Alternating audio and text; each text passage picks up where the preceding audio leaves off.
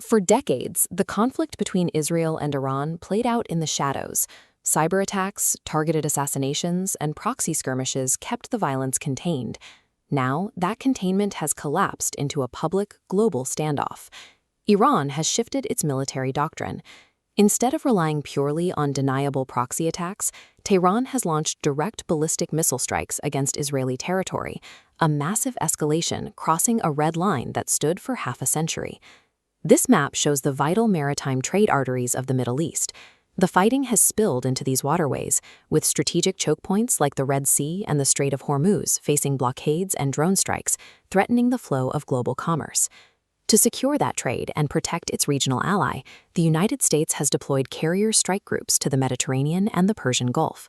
This is an immense projection of superpower military force aimed at deterring further attacks. Diplomatic channels are failing to hold the line. The Middle East is trapped in a volatile vacuum, holding its collective breath, where one miscalculated military move could trigger a multi-front regional war. To understand how we reach this point of escalating brinksmanship, we have to look at the deeply ingrained survival strategies of the Israeli state. The Jewish people suffered systematic genocide during the Holocaust, with 6 million murdered across Europe. That severe historical trauma catalyzed an absolute demand for a sovereign, self-reliant Jewish state that could defend itself. When David Ben-Gurion declared the establishment of the State of Israel in May 1948, the nation was born directly into conflict. On the very day of its independence, 5 surrounding Arab armies launched a coordinated invasion. The new Israeli forces were heavily outgunned and lacked standard military equipment. Yet, a highly mobilized, citizen-driven defense force fought back, survived the onslaught, and secured their borders against overwhelming odds. Surviving that 1948 war hardwired a specific military DNA into the Israeli state. When surrounded by hostile neighbors, they cannot afford to wait for an attack. They must strike first and neutralize threats before they cross the border. That doctrine was executed flawlessly during the 1967 Six-Day War. Facing massing armies, Israel launched devastating preemptive strikes. In less than a week, they destroyed rival air forces on the ground and secured absolute conventional military dominance. Looking at the shattered remains of their conventional forces, Israel's regional enemies realized that traditional tank battles were a losing strategy.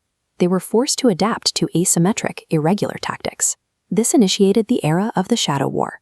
Israel shifted from relying solely on overt tank divisions to utilizing elite covert intelligence. Spies like Eli Cohen infiltrated deep into enemy governments, identifying and dismantling military plans from the inside. Iran developed a specific counter-strategy, funding a proxy network, a ring of fire, pushing weapons to surround Israel. This network embedded heavily armed groups on Israel's doorstep.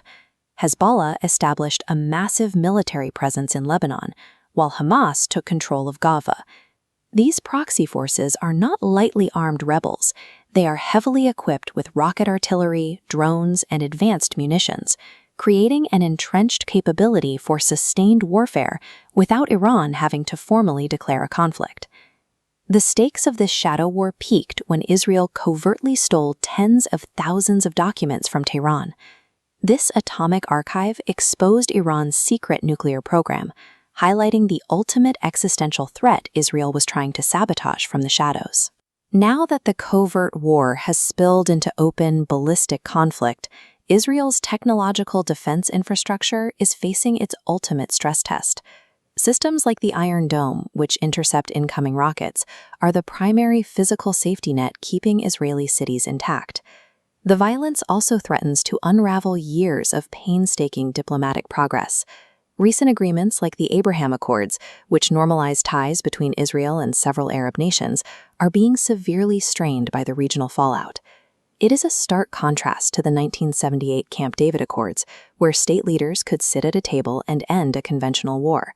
Today, the decentralized nature of proxy warfare makes diplomacy far more complicated and fragile.